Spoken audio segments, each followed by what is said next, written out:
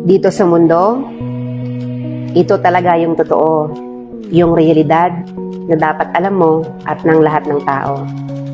Naparito kang hubad, aalis kang nakahubad. Dumating kang nangihina, lilisan kang mahina. Iniluwal kang walang salapi at mga bagay, maglalaho kang walang salapi at mga bagay.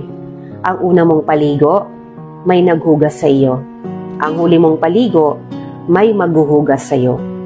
Ito ang buhay, kaya bakit labis ang mali siya, ang inggit, ang pagkamuhi, ang galit at pagkamakasarili. Maging mabait sa lahat at gumawa ng kabutihan. May hangganan ng oras natin sa mundo. Huwag sayangin sa walang kabuluhang bagay. Manalangin at higit sa lahat, huwag na huwag nating sasambahin ng pera. Dahil kahit anong dami ng pera mo o ng ari-arian mo, kapag binawi ng Diyos ang buhay mo, iiwan mo rin yan at hindi mo madadala sa iyong pupuntahan.